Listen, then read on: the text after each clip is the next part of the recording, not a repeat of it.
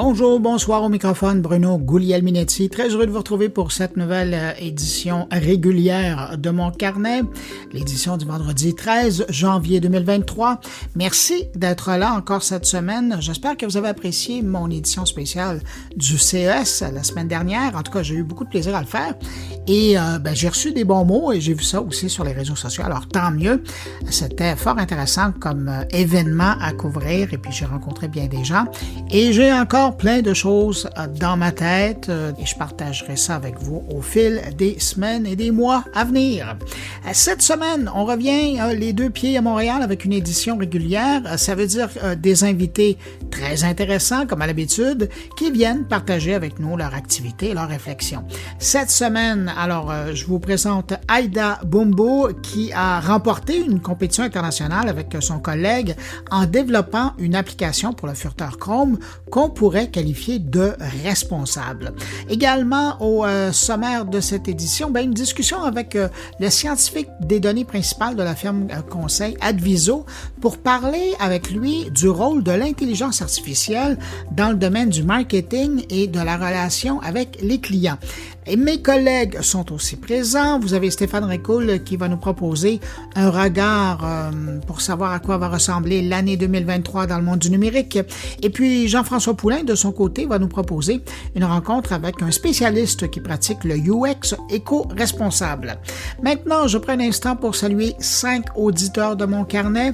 Salutations cette semaine à Steve Flanagan, Annie Lupien, Christophe Aubriet, Salomé Darmon et Carmen Siakam. À vous 5, merci pour votre écoute et puis merci à vous que je n'ai pas nommé, mais qui m'accueillez en ce moment entre vos deux oreilles. C'est très apprécié. Alors à tous, je vous souhaite une excellente écoute. La tech en continu. Laissez-moi en profiter pour vous inviter à venir écouter Radio Mon Carnet. Il y a deux façons de le faire, soit en visitant moncarnet.com, le blog, ou vous allez directement sur radiomoncarnet.com et vous aurez accès au lecteur MP3 de la radio. C'est parfait pour écouter sur un téléphone intelligent sur la route.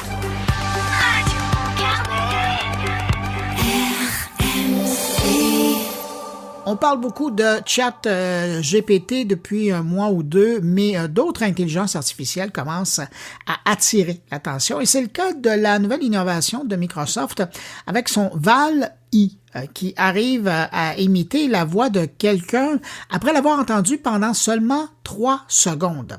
Et ce qui est surprenant avec le travail réalisé par les chercheurs de Microsoft, c'est qu'ils ont réussi à développer une intelligence artificielle de synthèse vocale capable d'imiter une voix à partir d'un échantillon de 3 secondes seulement, mais également de reproduire les émotions du locuteur.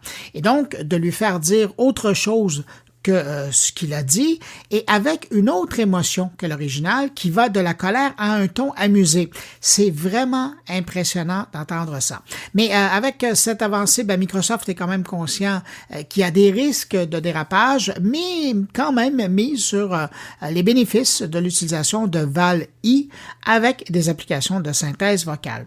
Et puisqu'il faut remettre à César ce qui revient à César, l'équipe de développement de Val-I a tenu à dire que si cette prouesse était aujourd'hui possible, c'est grâce à une technologie de compression d'audio appelée encodec qui a été développé par Meta et qui a été publié en octobre dernier. Et si vous vous demandez comment cette intelligence artificielle a appris à reproduire des voix, c'est qu'on lui a donné à analyser plus de 60 000 heures de discours en anglais proposés par 7 000 personnes différentes.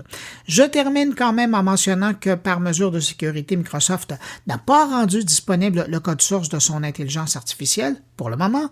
Question d'éviter toute utilisation abusive, pensez seulement à l'usurpation d'identité vocale. D'ailleurs, question d'être proactif, la même équipe va bientôt développer un système de détection pour détecter si un extrait audio a été synthétisé par Val-I. Je poursuis dans le monde de l'intelligence artificielle, mais cette fois, on se tourne vers l'Iran qui vient de confirmer qu'elle va utiliser une technologie de reconnaissance faciale développée en Chine pour détecter automatiquement les femmes qui ne portent pas le voile, les identifier et les condamner. Ce système de reconnaissance faciale est développé par l'entreprise chinoise Tiandi, spécialisée en intelligence artificielle, mais également en caméras de surveillance.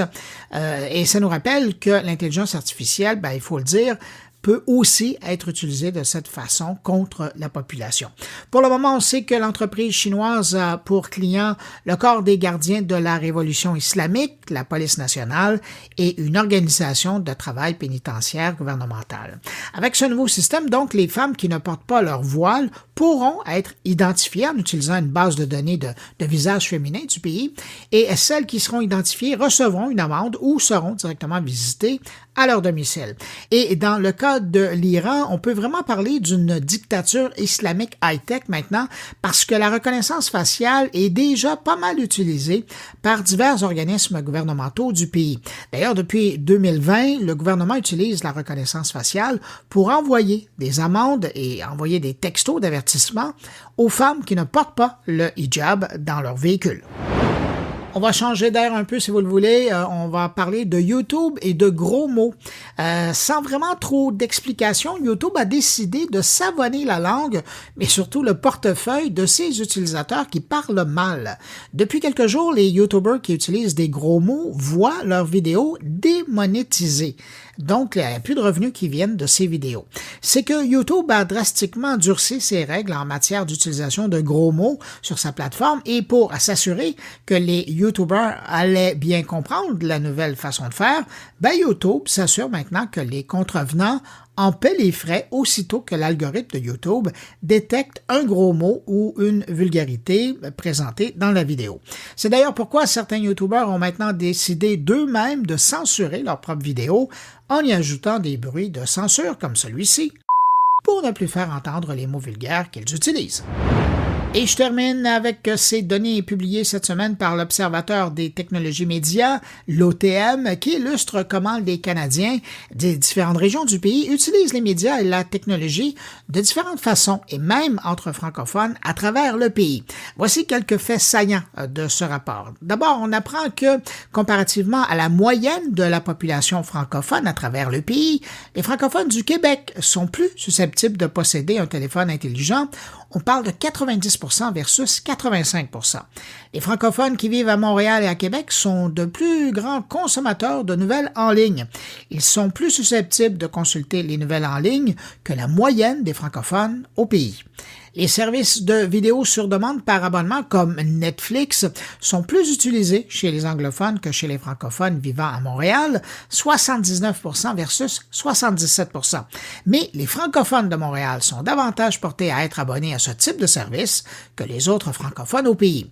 Et puis finalement, les francophones du Québec sont les plus portés à utiliser les réseaux sociaux et sachez que les Montréalais francophones sont pour leur part plus susceptibles d'utiliser Instagram que le reste de la population francophone à travers le pays.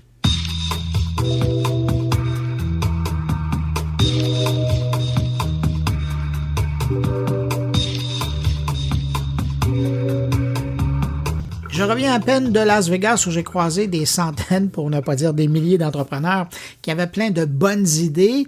Mais vous savez, on n'a pas besoin d'aller si loin pour trouver des gens comme ça. Ici, à Montréal, 2 des 3 finalistes du concours international IBM Call for Code viennent de Montréal.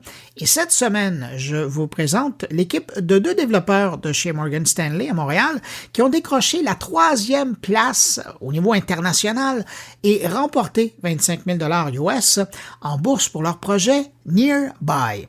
Pour nous parler de cette application et du concours IBM Call for Code, on va rejoindre immédiatement Aïda Bumbo. Bonjour Aïda Bumbo. Bonjour, ça va bien? Ça va très bien. Merci d'avoir accepté mon invitation. D'abord, félicitations pour vous être rendu aussi loin dans la compétition de IBM Call for Code. D'où vient l'idée de participer à cette compétition-là? En fait, on a beaucoup de courriels à Morgan Stanley qui nous demandent de participer, faire du volontariat, redonner à la société. Et un de ces courriels, c'était la compétition Call for Code. Mon coéquipier Corentin, il avait déjà participé à ce concours l'année passée et il s'était classé même finaliste régional en Amérique du Nord. Et il avait une idée pour participer cette année, donc il m'a demandé de faire équipe avec lui et essayer de faire son idée. Alors, cette idée de Corentin Tomasek avec laquelle vous êtes partis en courant là, tous les deux, c'était quoi? Qu'est-ce que c'est? En fait, c'est une extension Chrome qui donne des suggestions de produits locaux de seconde main lorsqu'on fait du magasinage en ligne. Donc, quand on va sur un site populaire d'achat en ligne, on va faire une recherche de produits d'occasion et on va mettre les suggestions sur la page pour que l'utilisateur puisse aller prendre les produits et acheter d'occasion à la place de l'acheter neuf. Et l'idée là-dedans, c'est de l'utiliser à partir du navigateur web ou du navigateur mobile, ou les deux? En fait, les deux, c'est une extension Chrome. Donc, quand tu utilises Chrome, ça va s'intégrer avec les sites d'achat. Donc, c'est pas un nouveau site qu'on demande à l'utilisateur de comprendre comment ça marche. C'est vraiment pas intrusif et ça va s'intégrer avec les sites de magasinage qu'il connaît déjà. Alors, Nearby, donc, c'était votre projet, et vous avez été en compétition, vous avez fini dans le top 3, mais qu'est-ce qui arrive avec Nearby maintenant? Donc, on a eu la fondation Linux. Ils vont nous aider à le faire open source, donc libre de droit.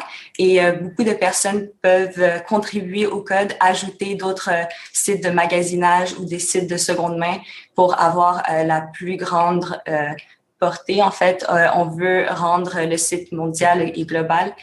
Donc maintenant, c'est juste à Montréal qu'on peut faire. En fait, les sites sont juste à Montréal. Donc, on va faire une recherche. Ça va être les magasins ou les personnes qui vendent des projets de seconde main juste à côté de chez eux. Et en ajoutant la localisation, on veut vraiment rendre ça partout dans le monde, dans n'importe quel pays. Les personnes vont pouvoir utiliser notre extension. Ça a été quoi le défi pour vous de monter cette application-là? À Morgan Stanley, maintenant, quand je travaille, je fais beaucoup de gestion de projet. Donc, j'ai pas vraiment mes mains dans le code. Donc, le projet, ça m'a permis vraiment de faire quelque chose de complètement différent, apprendre à faire un peu de front-end, faire les fonctionnalités dans l'application. Donc, c'était vraiment complètement différent de ce que je faisais. Et en fait, c'est ça que je recherchais aussi, juste avoir quelque chose de différent. Est-ce que ça va vous faire changer de carrière? Pas vraiment, je ne pense pas. Mais j'aime toujours ça, avoir des projets un peu de côté pour que je puisse continuer à juste à savoir apprendre un peu plus, améliorer tous les côtés de ma job. C'est important de dire que pour les gens qui connaissent pas le concours Call for Code là, qui est présenté par IBM, c'est quand même une grosse compétition. Hein? Plus de 1000 équipes qui participent à travers le monde. Qu'est-ce qui fait que les gens du jury, j'allais dire, ont cliqué, ont aimé l'idée de Nearby? En fait, quand on a parlé aux juges, ils aimaient beaucoup notre idée parce que elle était quand même simple, mais c'est ça qui en fait la force. Donc, elle était facile à intégrer à grande échelle et c'était une idée concrète qui avait le plus d'impact possible. Donc, je pense que c'est vraiment ça qui les a attirés parce qu'il y a beaucoup de personnes maintenant, surtout avec le confinement, qui font des achats en ligne et ça devient de plus en plus populaire d'acheter du nouveau. Mais nous, on veut vraiment intégrer cette idée d'acheter de seconde main pour avoir une plus faible empreinte écologique. Ouais, puis prolonger la vie des produits. Exactement, oui. Aujourd'hui, si quelqu'un, parce que là, évidemment, quand on parle de ça, tout le monde voudrait mettre la main là-dessus. Est-ce qu'aujourd'hui, il y a une version Nearby qui existe, qu'on peut télécharger, qu'on peut ajouter à Chrome? Oui, en fait, on peut le faire manuellement si on a un peu de compétences techniques. Sur le GitHub, il y a des instructions de comment l'intégrer au browser ou à Chrome. Il y aura aussi une version disponible sur le Chrome Store. Pour que ça soit beaucoup plus facile pour les utilisateurs du grand public, s'ils le veulent. Et cette fonctionnalité, on espère la faire en fin mars. Donc, on veut la fonctionnalité que j'avais dit avant pour avoir la localisation, on travaille maintenant sur ça pour la faire avant que ça soit sur le Chrome Store. À partir de quel moment, là, vous avez fait la compétition avec ce projet-là. À partir de quand vous allez vous dire que c'est fait, c'est rendu, c'est terminé, puis maintenant on le laisse vivre? En fait, ça va jamais être vraiment terminé. Et on invite les personnes à rajouter leur propre magasin en ligne sur notre GitHub s'ils veulent contribuer. En fait, je pense que la première phase, la première version de notre projet en tant que tel qu'on va se dire, OK, c'est fait, c'est quand ça va être rendu sur le Chrome Store. C'est là qu'on va pouvoir dire, cocher notre case de c'est fait, mais on va quand même continuer. On a plusieurs, en fait, fonctionnalités qu'on veut travailler. On veut faire une barre de recherche, on veut rajouter les devises pour tous les différents pays, rajouter des filtres. Donc, on a quand même beaucoup de choses sur notre ligne du temps qu'on veut rajouter. Mais oui, donc le c'est fait, ça va être en fin mars. En terminant, Aïda, qu'est-ce que vous retenez de ce concours-là, Call for Code? J'ai trouvé que c'était une petite idée qui nous a mené vraiment loin. En début, je pensais pas que notre idée allait avoir un aussi grand impact. Et je suis vraiment surprise par... en fait, on a passé un mois au complet juste à coder, à développer cette idée. Et c'est ça, juste en essayant de s'impliquer pour nous-mêmes, on a réussi à aller aussi loin. Donc, n'importe quel petit volontariat ou petit projet qu'on veut faire, allez-y. En fait, c'est ça qui m'a le plus surprise et que j'ai le plus apprécié du projet. Et c'est un bel exemple qui dit encore que l'idée la plus simple peut aller très loin. Oui, exactement. Ouais. Ben, Aïda Bumbu, merci d'avoir pris du temps pour me parler cette semaine. Je rappelle que vous et votre collègue Corentin Thomaset, vous avez donc remporté la 3e place. Vous êtes dans le top 3 d'une compétition. Il y avait quand même 1000 équipes, c'est pas rien. Dans le cadre du concours Call for Code qui avait été présenté par IBM. C'est tout récent. Ben, félicitations. Et puis, on va suivre ça de très près. Alors, les gens qui sont curieux, mois de mars, là, regardez, faites-vous une note dans le calendrier, nearby comme dans near, prêt et buy pour acheter, et vous allez être capable de trouver ça. Merci, et puis bonne semaine, au revoir. Merci beaucoup.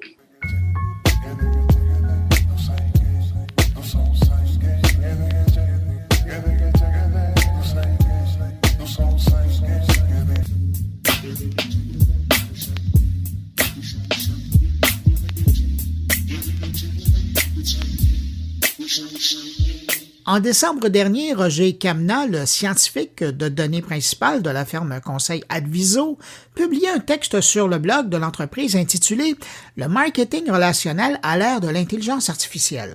Le titre est venu me chercher, vous imaginez bien, et en quelques minutes, j'avais dévoré l'article. J'avoue que j'ai beaucoup aimé et je me suis dit que ça serait intéressant de l'entendre sur le sujet. Alors, je l'ai invité et il a accepté mon invitation. Alors, on va le retrouver à l'instant. Bonjour, Roger Camna. Bonjour, bonjour. Roger, avant de rentrer dans le sujet de votre billet que vous aviez écrit sur le blog d'Adviso, j'aimerais ça que vous me disiez, un scientifique de données, ça fait quoi exactement? En fait, un scientifique de données, je pense qu'une des façons les plus simples de le décrire, c'est par un tweet qui a été publié il y a quelques années par un scientifique de données assez réputé qui a essayé de le rendre le plus simple possible. On pourrait dire que c'est quelqu'un qui en connaît plus à propos des statistiques que n'importe quel ingénieur logiciel, mais en même temps, qui connaît plus le génie logiciel que n'importe quel statisticien. Donc, c'est vraiment à la croisée des chemins, disons, entre les statistiques et tout ce qui est génie logiciel, plus spécifiquement le traitement des mégadonnées. Et puis, c'est vraiment l'émergence des mégadonnées qui ont donné naissance à la discipline, qui est encore relativement jeune, principalement par question de nécessité, surtout parmi les Amazon, Google, Meta de ce monde, qui généraient tellement de données que les méthodes statistiques classiques n'étaient plus nécessaires, et aussi la notion de traitement des données par intelligence artificielle ou apprentissage automatique était devenue un besoin, disons, existentiel pour ces entreprises. Et de plus en plus, ça se généralise, je dirais, pour la plupart des entreprises. Aujourd'hui, est-ce qu'il y a une formation qui existe pour les jeunes qui s'intéressent à ça? Oui, de plus en plus, il y a en fait, les universités tentent de rattraper, si on veut, la demande. Il y a eu quand même plusieurs efforts au cours des dernières années. Il y a certains programmes, je dirais peut-être moins au niveau du baccalauréat, mais au niveau de la maîtrise, il y a de plus en plus de programmes en sciences des données, spécifiquement. Ceci dit, je dirais que pour les plus jeunes qui écoutent et qui cherchent à s'orienter, quelqu'un qui voudrait aller dans le domaine pourrait pas nécessairement aller en sciences des données ou des programmes dédiés, mais en informatique, en technologie de l'information, ou même en statistique, mais se spécialiser dans une branche ou une thèse qui porterait sur la science des données. Parce que ça permet d'avoir une certaine fondation, je pense, qui est peut-être plus bénéfique. Je dirais pas que peut-être dans quelques années, les programmes de sciences des données dédiés vont peut-être s'améliorer. Je ne dis pas qu'il n'y en a pas des bons, mais si vous voulez l'opinion de la communauté, souvent ce qui est dit, c'est ça. Hein.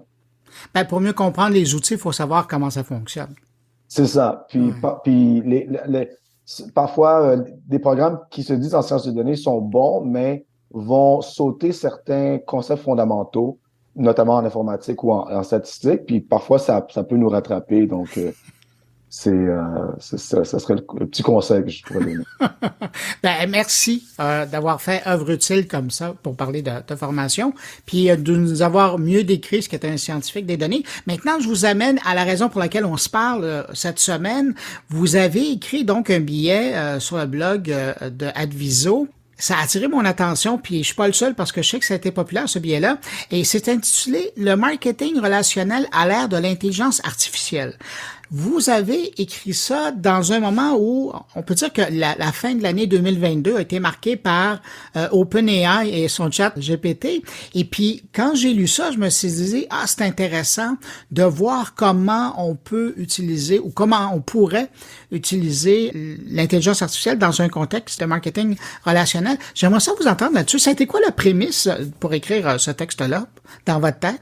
Ben, en fait, c'est motivé par certains des changements dans le monde, particulièrement du marketing numérique.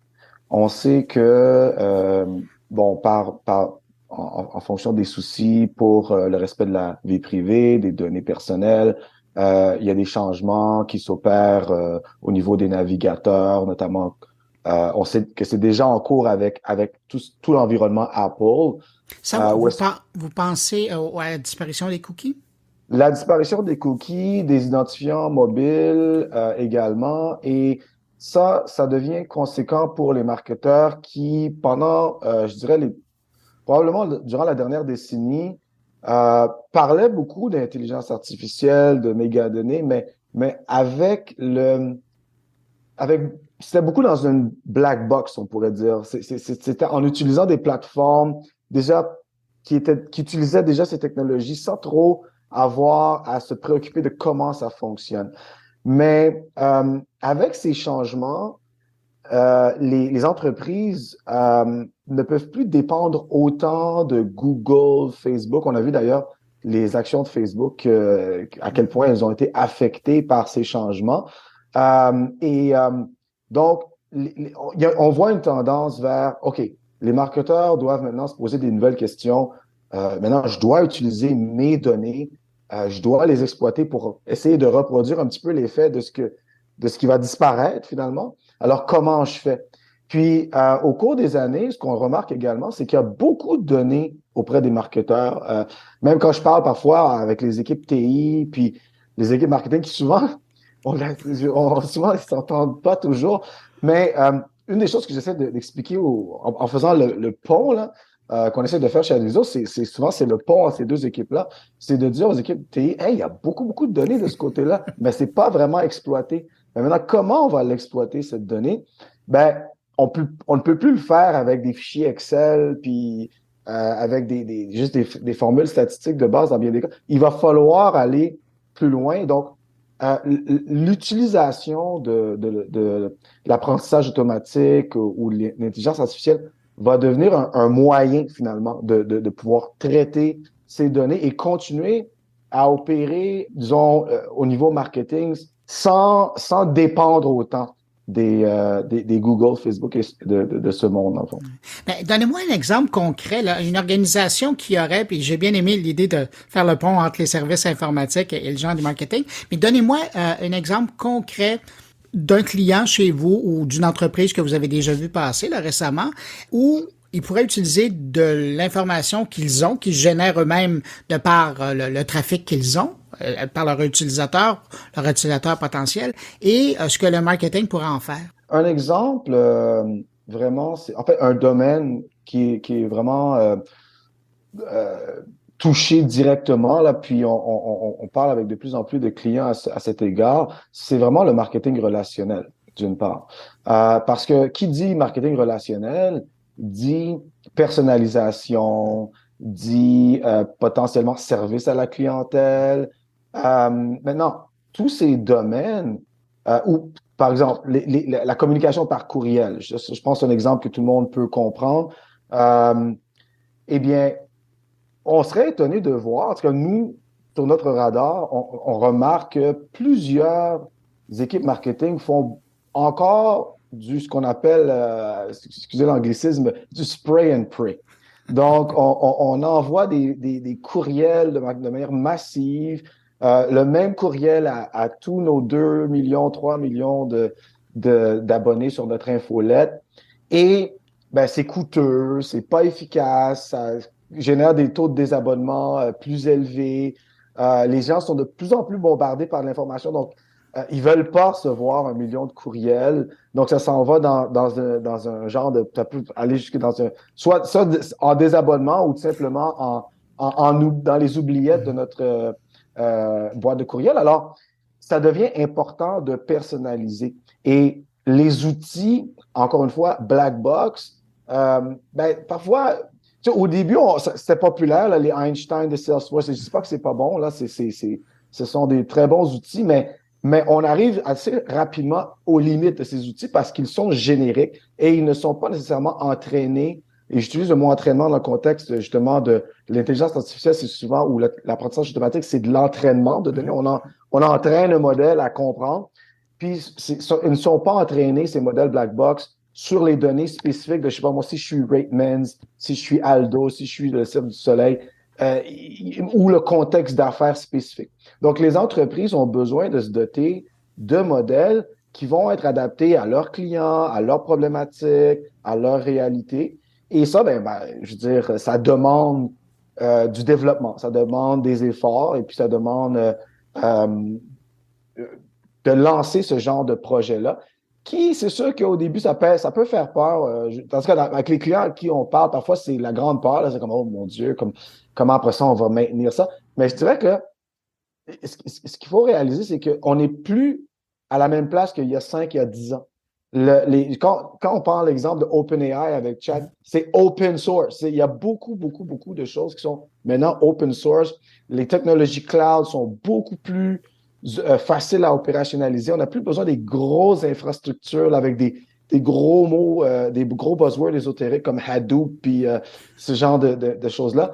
Alors, c'est plus simple aujourd'hui, même si c'est peut-être encore vu comme très mystérieux, mais c'est beaucoup plus simple que ça l'était. Mais je reviens à votre exemple, donc, de la fameuse infolette qu'une entreprise enverrait à sa clientèle.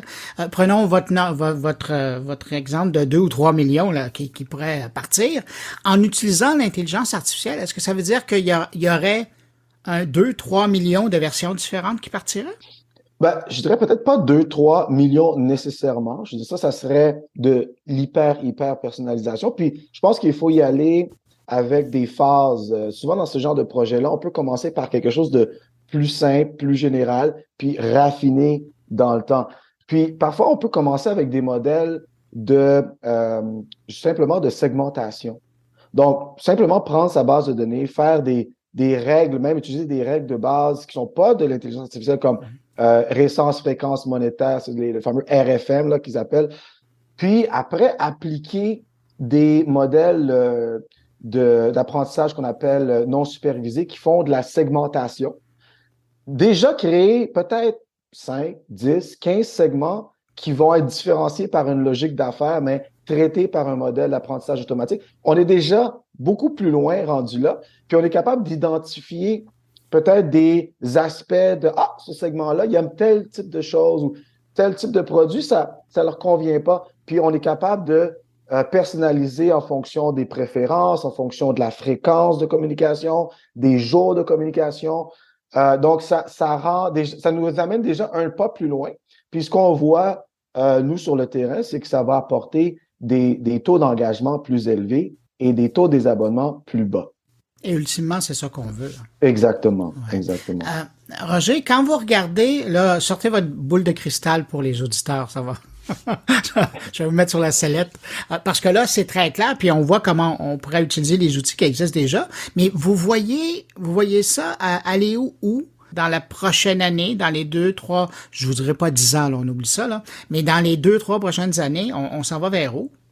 Bon, on parle beaucoup là de justement chat GPT Ou et BERT chez Google, là, oui, BERT qui est plus au niveau BERT, c'est vraiment plus au niveau de la compréhension versus au chat GPT qui est plus au niveau de la génération. Puis il y a DALL-E 2 aussi qui génère des images. Ça va probablement beaucoup influencer au niveau du marketing, spécifiquement le marketing de contenu. Et il y a quelques années, faire un chatbot, si vous me posiez la question il y a quelques années, un chatbot, est-ce que c'est une bonne idée? J'avais tendance à être un petit peu condescendant des chatbots parce que, ayant eu de mauvaises expériences déjà, et le fait que beaucoup de chatbots à l'époque n'étaient pas vraiment de l'apprentissage automatique, c'était des règles et puis souvent c'était très boiteux. Aujourd'hui, on est à littéralement des années-lumière de ça. Et je pense que on a besoin d'appuyer un petit peu sur l'accélérateur. Je dis pas ça pour prêcher pour ma paroisse, mais réellement, les marketeurs, je pense, auront besoin d'appuyer sur l'accélérateur parce que la capacité de générer des conversations qui vont, à toute fin pratique, ressembler vraiment à celle d'un humain dans un chatbot, pour le service à la clientèle, pour la génération de blogs, par exemple, de contenu pour l'entreprise, va accélérer. Puis, je pense que c'est un petit peu une course comme on dirait en anglais, le first mover's advantage, là, l'avantage du premier arrivé. Les équipes marketing qui vont vraiment maîtriser ce genre de technologie risquent d'avoir quelques pas d'avance. D'ailleurs, Google même a un petit peu peur parce que leur propre algorithme, BERT, en fait, maintenant c'est MUM, leur propre algorithme qui est vraiment bon à détecter du contenu qui n'est pas vraiment humain, là va tout d'un coup avoir beaucoup de difficultés à ajuster le tir. Quoique, il y a des outils maintenant qui commencent à être capables de faire cette détection, reste-t-il que ça va être un vrai accélérateur au niveau du marketing de contenu. Puis, je pense que les marketeurs ont intérêt puis avantage à s'adapter assez rapidement. Ouais, puis peut-être à faire affaire avec vous aussi, parce que c'est vous qui suivez l'actualité dans le domaine-là, puis vous avez sûrement des bons conseils pour adapter ces outils-là à leur réalité à eux. Ah ça, définitivement, c'est sûr que ça va nous faire plaisir d'aider les entreprises. Ça fait quelques années disons qu'on travaille là-dessus et personnellement, je dirais que dans notre équipe analytique et sciences des données, il y a quelques années, on commençait à se dire, mais là, est-ce que dans combien de temps on commençait à se poser des questions, là, on est-tu peut-être trop devant la parade ou est-ce que c'est une tendance qui va juste partir? Puis, mais je dirais qu'aujourd'hui, plus que jamais, le téléphone sonne parce que c'est comment je pourrais dire, le futur est vraiment aujourd'hui. Ce n'est plus je veux dire, un dicton ou un buzzword. Je pense que c'est vraiment réel. Et c'est excitant. Je pense que il y a bien entendu, je dirais que c'est excitant en même temps, sans vouloir faire écho de certaines des paroles de Elon Musk il y a quelques années, mais en même temps, c'est sûr qu'il y a des considérations au niveau, par exemple, éthique, mais un des avantages d'une technologie comme ChatGPT, c'est que ils utilisent contrairement à, par exemple, Tay de Microsoft qui a échoué ou BlenderBot qui a échoué aussi parce que ils se sont retrouvés à générer du contenu un peu douteux. Les nouvelles technologies comme ChatGPT ont des mécanismes de protection comme le Modification API qui est fait justement pour au moins freiner la possibilité que du contenu douteux se retrouve justement dans publié. Donc, je pense que c'est un bon moment pour entrer dans cette nouvelle ère. Ouais. Puis d'autant plus, et c'est encore plus limpide en vous écoutant, c'est que dans le fond, si on a accès aujourd'hui à des outils aussi pointus, c'est parce que ceux-ci et ceux qui les font ont appris des 10 dernières années. Et c'est pour ça qu'on est rendu là. Alors, on peut présumer que dans 5 ans, ça va être encore plus loin. Roger Kamna, vous êtes scientifique de données principales, innovation, recherche et développement chez Adviso. Merci d'avoir pris de votre temps pour répondre à mes questions. Puis, j'invite les gens à aller lire votre article. C'est vraiment fascinant et ça fait réfléchir. Je vais mettre un lien à partir de la page de l'épisode sur mon carnet. Et ou sinon, si vous faites un petit peu de recherche là sur le blog d'Adviso, le titre de l'article qu'il a signé, le marketing relationnel à l'ère de l'intelligence artificielle. Mon invité était Roger Kamna. Merci beaucoup. Merci à vous et ça a été un grand plaisir et un grand honneur d'être à votre grand et fameux podcast. Merci. Et puis bonne année. Bonne année à vous et à vos auditeurs. Bonjour, ici Marc Lescroard. J'anime chaque semaine le podcast belge Les Technos. Et comme vous, j'écoute le podcast Mon Carnet avec Bruno Guglielminetti. Au tour maintenant de mes collaborateurs. Cette semaine, Stéphane Ricoul y va de sa boule de cristal et nous propose un peu de perspective pour cette nouvelle année qui commence.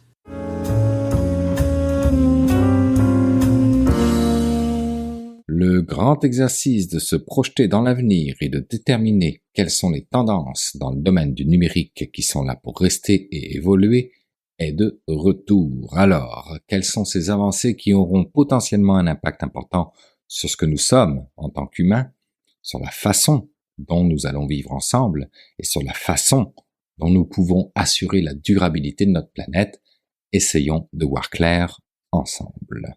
L'exercice auquel je vais me prêter bien volontiers ci-après est un combiné de mes différentes lectures, sérieuses et moins sérieuses, de mes différentes discussions, sérieuses et moins sérieuses elles aussi, et d'un peu de mes croyances personnelles bâties tout au long de ces presque 30 années d'expérience professionnelle qui ont débuté moins de 5 ans après que Internet soit officiellement né en 1989 et de plus de 5 ans avant que Google ne soit né en 1998. Je m'éduque donc à tous les jours sur, par exemple, l'informatique quantique, alors que le bruit du modem 56K résonne encore dans mes oreilles. Je suis, j'en suis certain, dans une position véritablement choyée. Donc, comment pouvons-nous utiliser l'avenir pour construire le présent? Je vais me baser sur le Geneva Science and Diplomacy Anticipator, GESDA, qui donne un aperçu des tendances scientifiques et des prédictions de percées à 5, 10 et 25 ans dans 37 sujets scientifiques et technologiques émergents. Ce qui est particulièrement intéressant, c'est qu'il donne aussi une synthèse des débats et actions fondamentaux connexes dans la société et une exploration des opportunités d'action concertées sur les implications pour les affaires internationales, les défis mondiaux et les objectifs de développement durable. Mais pour commencer, je poserai ici un avertissement ou un point de réflexion qui me semble à la fois pertinent et important. Les prochaines percées technologiques ne devraient pas être basées uniquement sur la technologie, mais elles devraient l'être également, en tout ou en partie, sur des valeurs propres à nos sociétés démocratiques. Car, à moins d'une durabilité et d'une éthique fortement imprégnée au cœur même de ces technologies, il est probablement dangereux de les développer sans regard au tissu de la société. La technologie a prospéré, mais nos démocraties, nos écosystèmes, notre stabilité climatique et la confiance, eux, se sont affaiblis. Ce qui veut donc dire que sans valeur, la technologie n'est probablement pas une réponse. L'avertissement est déposé, place à présent aux perspectives et prévisions, en commençant par la révolution quantique, justement, et l'intelligence artificielle avancée. Cette dernière est déjà une technologie qui change le monde. On peut penser au dernier phénomène de l'heure, j'ai nommé GPT-3, mais aussi, vous vous en doutez bien, appelé à gagner en puissance et en influence. Quant aux technologies quantiques, elles ont déjà un impact sur la détection, l'imagerie et la métrologie et se rapprocheront de plus en plus d'applications significatives dans le monde réel une fois les enjeux de stabilité résolus. Les thèmes que nous verrons émerger au travers de ces deux approches technologiques sont l'informatique inspirée par le cerveau, l'informatique biologique, la réalité augmentée et enfin l'intelligence collective. Place à présent à l'augmentation humaine dans cette boule de cristal. Les récentes avancées dans le domaine des neurosciences et de l'apprentissage automatique ont donné lieu à des innovations en matière d'amélioration de la mémoire, de la cognition et d'autres aspects de la conscience. C'est pourquoi on peut se permettre de penser que les thèmes dont nous parlerons sous peu seront liés à l'amélioration cognitive, aux applications humaines de génie génétique, à l'extension radicale de la santé, à l'augmentation de la conscience, aux organoïdes, qui sont des mini-organes au maxi-pouvoir, et pour finir, aux thérapeutiques futures. Troisième perspective, l'éco-régénération et la géo-ingénierie. Du développement de technologies d'émissions négatives qui extraient le CO2 de l'atmosphère au développement rapide et à la mise à l'échelle de sources d'énergie renouvelables, y compris le développement de matériaux avancés et de capacités de stockage de l'énergie, la décarbonisation de la planète dispose probablement là d'une feuille de route toute prête si nos gouvernements souhaitent y mettre un peu plus de nos deniers publics.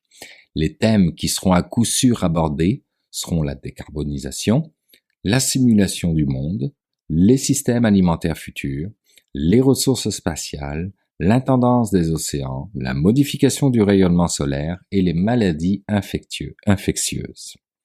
Et je le rappelle ici, tout cela selon le Geneva Science and Diplomacy Anticipator. Quatrième perspective, la science et la diplomatie. Les progrès de la diplomatie scientifique visent à créer une base factuelle pour l'ensemble de plus en plus diversifié d'acteurs qui la pratiquent. L'une des questions est de savoir comment former, intégrer et habiliter ces acteurs au niveau étatique ou non, qu'il s'agisse d'entreprises mondiales, d'organisations locales ou d'organisations non gouvernementales. Les thèmes émergents dont vous entendrez parler à ce propos porteront sur la diplomatie basée sur la science, les progrès de la diplomatie scientifique, les technologies numériques lors de conflits et les technologies au service de la démocratie. Cinquième et dernière perspective à avoir dans le collimateur, j'ai nommé les fondements de la connaissance et du savoir, qui s'appuient sur des recherches menées dans de multiples disciplines et qui ont des effets sur de nombreuses sphères humaines, sociales et environnementales. Donc, nous devrions parler de plus en plus souvent de la science des systèmes complexes, de l'avenir de l'éducation, de l'économie du futur, mon dada au passage, de la science des origines de la vie et enfin de la biologie synthétique. À tout cela, je me permettrai d'ajouter que l'impact potentiel de ces avancées sur les inégalités et la justice sociale est réel. Au fur et à mesure que ces technologies progressent et deviennent de plus en plus répandues, il est important de réfléchir à la façon dont elles seront distribuées et accessibles et de s'assurer qu'elles n'exacerbent pas les inégalités existantes. Par exemple, les technologies avancées d'intelligence artificielle et d'amélioration cognitive ont le potentiel de profiter grandement à ceux qui y ont accès, mais pourraient également élargir l'écart entre les nantis et les démunis. Il est important de tenir compte de ces questions et de trouver des solutions équitables, d'être attentif à ce que les propriétaires de telles technologies ne deviennent pas un élément déclencheur de déstabilisation pour les autres dans leur domination, mais un vecteur de progrès pour organiser une coexistence équilibrée de différents niveaux entre compréhension, usage et possession technologique. Les décideurs politiques devraient reconnaître les conséquences de l'inégalité des richesses et prendre des mesures pour y remédier en mettant en œuvre une fiscalité progressive et en offrant plus de possibilités d'éducation tout en renforçant les programmes de protection sociale. Le développement de notre civilisation n'est possible que par le développement d'une intelligence basée sur la capacité de travailler avec de très grands jeux de données.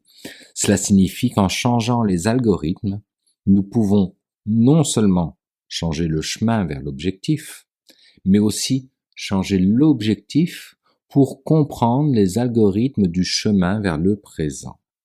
C'est ce que j'appelle utiliser l'avenir pour construire le présent.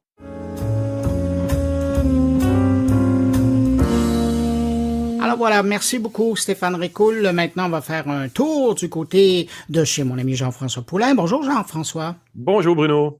Jean-François, cette semaine, tu nous parles de numérique plus responsable, de numérique vert. De numérique vert. En fait, j'ai fait une belle conversation avec François Burat, qui est un UX, un designer montréalais, ça fait 13 ans qu'il est dans l'industrie.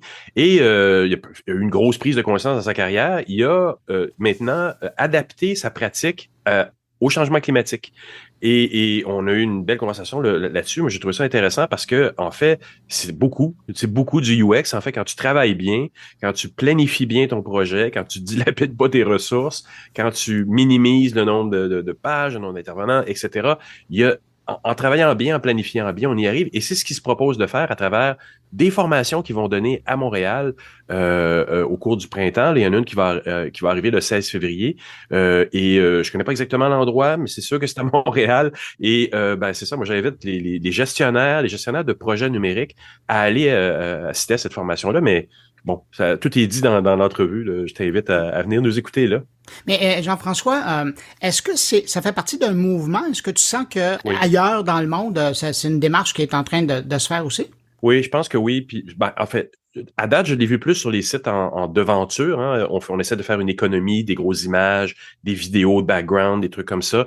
Je pense que déjà là, il y a un effort. Je pense que l'effort s'en vient aussi pour des projets numériques qui durent 1 an, qui sont plus longs à programmer, où les équipes doivent être dirigées dès le départ. C'est pour ça que c'est important, je pense, de se sensibiliser à qu'est-ce que ça prend pour qu'un projet de cette envergure-là soit écologique. Pourquoi ça consomme moins? Pourquoi on va aller gratter moins souvent les serveurs Amazon? Tu sais, tout ce côté-là a des impacts environnementaux et je pense qu'il faut en tenir compte maintenant dans ce genre de projet-là. Et ça va être le genre d'expertise qui va se développer dans les prochaines années, ça aussi. Hein? Oui, je pense que à court terme, je pense que à long terme, je crois qu'un développeur, un stratège doit posséder ces connaissances-là. Mm-hmm. À court terme, ça va être le royaume de consultants, pareil comme on en a en accessibilité en ce moment, quand on veut s'assurer que notre site est bien accessible pour toutes les clientèles. On fait venir un spécialiste, on consulte un peu avec lui, mais on s'entend, à terme, il faut que tout le monde soit ferré en accessibilité et que s'assurer que leur projet numérique soit en lien aussi avec l'environnement, là. Oui, ça fait partie de la boîte à outils à avoir. Jean-François, merci beaucoup de nous permettre de réfléchir avec une autre de tes rencontres comme ça. On va l'écouter à l'instant, puis on se retrouve la semaine prochaine. À la semaine prochaine. Merci Bruno. Salut.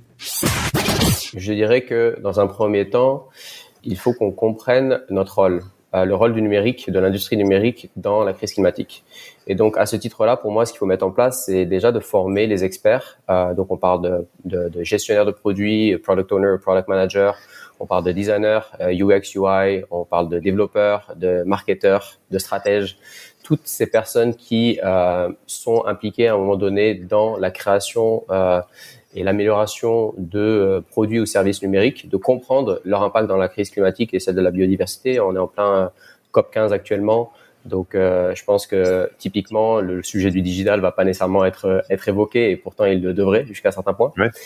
Donc, pour répondre à la question, premier élément, c'est comprendre comprendre la crise climatique. Deuxième élément, c'est comprendre l'intersection entre la crise climatique et le numérique.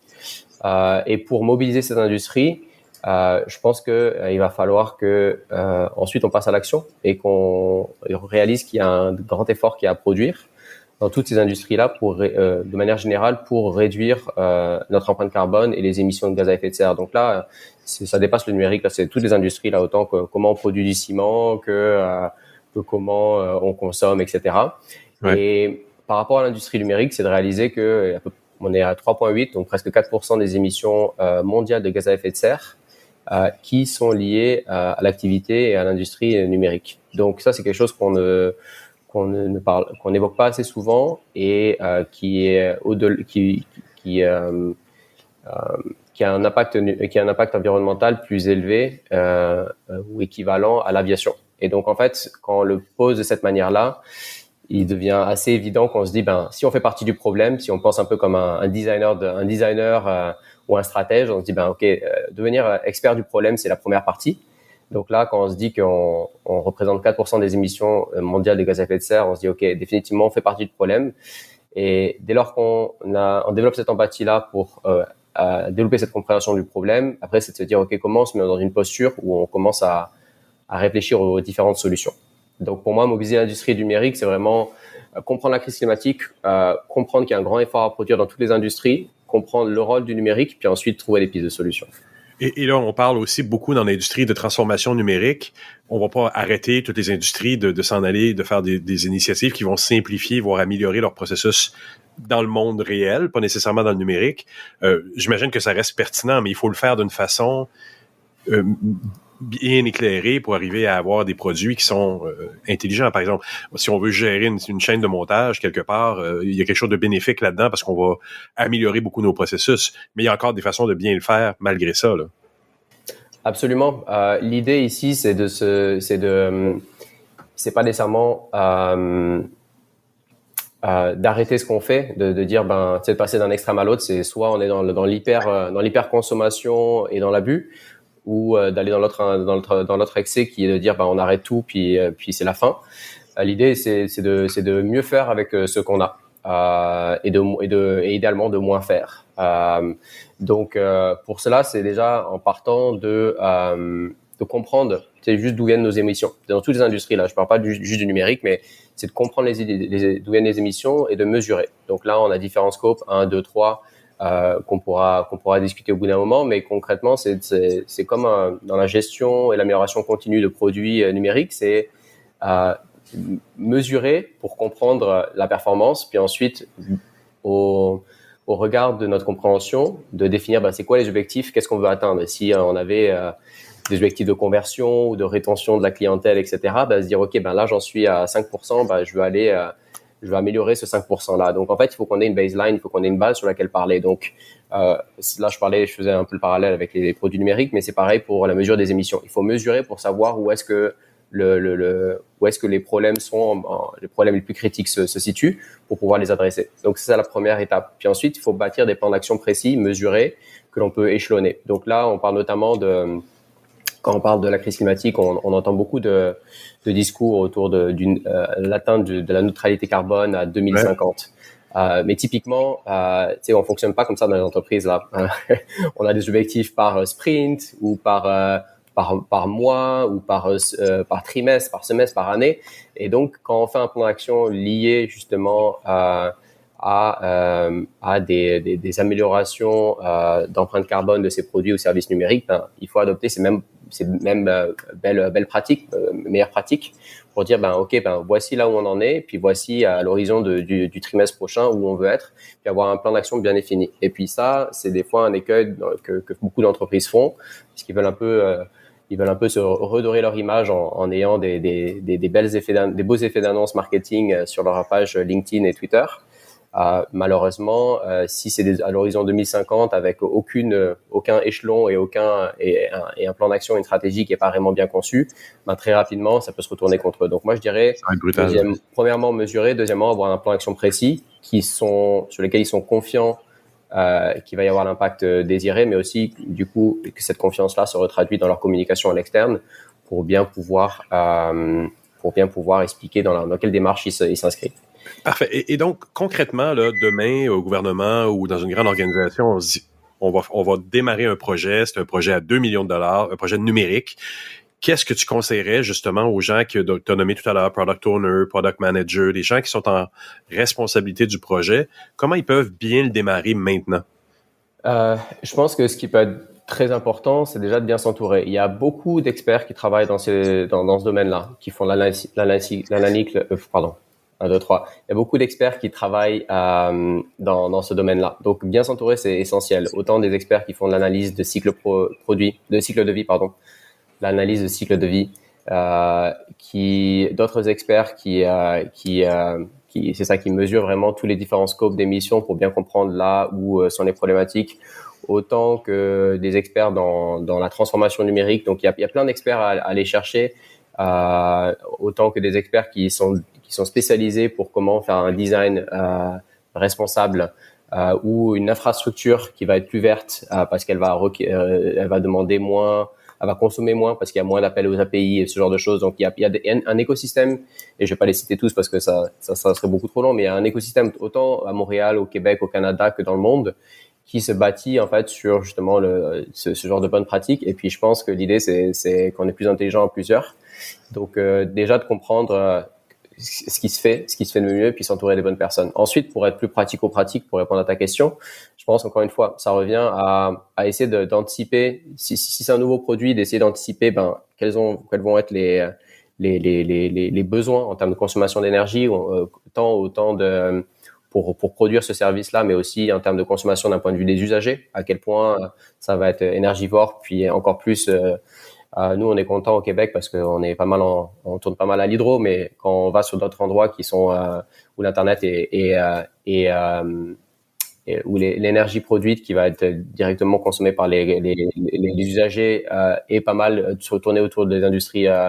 Par exemple l'industrie du charbon ou autre, là forcément un tweet envoyé va pas avoir le même impact. Donc ensuite c'est ça va être de bien comprendre les impacts de ces services qu'on va développer. Deuxièmement, de développer une culture avec le soutien stratégique des dirigeants et une compréhension de la crise climatique, comme je le disais au préalable, pour que toutes les parties prenantes réfléchissent avec ce prisme-là. Développer des KPI et des objectifs, des OKR, donc liés à la crise climatique et à leurs émissions de carbone. Et puis pour des projets qui vont être déjà existants, je dirais que il y a pas mal d'analyses qu'on peut faire. Donc encore une fois, c'est centré sur l'humain. C'est quels sont les usages existants. Par exemple, s'il y a ils ont une fonctionnalité qui est utilisée que par 1% des utilisateurs et qui l'utilisent pas vraiment souvent. Donc, on parle autant de pénétration d'une fonctionnalité, autant en termes de fréquence d'utilisation. Si on voit que personne l'utilise et qu'il y en a quasiment personne qui l'utilise très très peu fréquemment, on peut se dire quel est l'intérêt de continuer à garder cette fonctionnalité-là en vie à jamais et qui consomme de l'énergie, qui consomme du temps à plein d'égards. L'idée, c'est comment on mesure les usages existants pour les optimiser, pour les supprimer. Et dans la définition de nouveaux produits, ça va être plus dans être vraiment intentionnel sur ce que l'on souhaite faire. Donc pour qui? Donc de bien comprendre quelle est l'audience qu'on essaie de viser, puis pas essayer de viser tout le monde, essayer d'être très précis dans qui, pourquoi et comment. Et ensuite valider absolument les hypothèses avant de bâtir des produits. Donc là, on parle autant d'un point de vue des designers que des développeurs, que des gestionnaires de produits, c'est de se dire ok, puis c'est une logique de coût, hein, on s'entend. C'est aussi c'est de se dire bâtir un produit et investir $100,000 dans un produit qui répond à aucun besoin. Non seulement c'est de l'argent dépensé, mais aussi c'est toute une consommation numérique énergétique qui va suivre avec cela.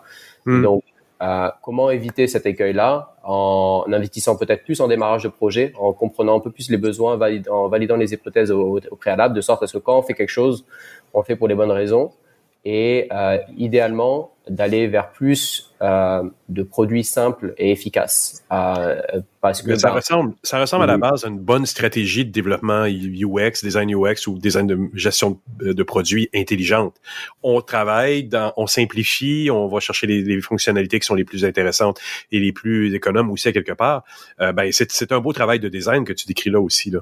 Absolument, absolument. C'est les mêmes principes s'appliquent, sauf que on va avoir de nouveaux indicateurs finalement, pour résumer, qui vont s'inscrire, qui vont aller au-delà des performances classiques de produits numériques, retention, acquisition, adoption et ceci, cela. Et là, dans le cadre de cette activité-là, de ce champ d'intérêt-là que tu as en tant que Product Manager, tu t'es associé à Product for Net Zero. Est-ce que tu peux me décrire un peu, vous avez des formations quelque part en 2023, est-ce que tu peux m'en parler? Donc nous, dans ce cadre-là, Product for Net Zero, concrètement, les produits pour des émissions, pour des produits qui atteignent la carboneutralité, même si c'est un objectif qui est irréalisable d'un point de vue méta, mais en tout cas c'est de s'y rapprocher. C'est de se dire, c'est des formations qui durent de 4 à 6 semaines, donc on les offre autant dans les entreprises que dans des cohortes individuelles, et on essaie de former ces experts digitaux pour qu'ils deviennent des vecteurs de changement, des acteurs du changement, pour réduire l'empreinte environnementale de leurs produits. Donc là, typiquement, nous, ça fait déjà 18 mois qu'on est en fonction et qu'on a vendu ce genre de formation à des entreprises en Europe. Et la bonne nouvelle, c'est que du coup, avec mon application, on arrive au Québec et au Canada. Et ce qu'on va faire, donc, qui est une nouveauté qu'on va apporter très rapidement, c'est qu'on va lancer notre première cohorte destinée à des individus, donc sans que ce soit rattaché à une formation d'une entreprise en tant que telle. Et elle va se lancer au Québec le 16 février. Et donc, on va accueillir plus de 30 participants ou étudiants qu'on va accompagner dans leur à la fois dans toutes la démarche pédagogique que j'évoquais préalablement, mais aussi les aider à définir un plan d'action climatique personnel. C'est super intéressant et donc on va suivre l'évolution de ça pour ta formation, la formation qui va commencer le 16 février. François, j'aimerais te remercier beaucoup pour cette entrevue. Merci beaucoup, Jean-François.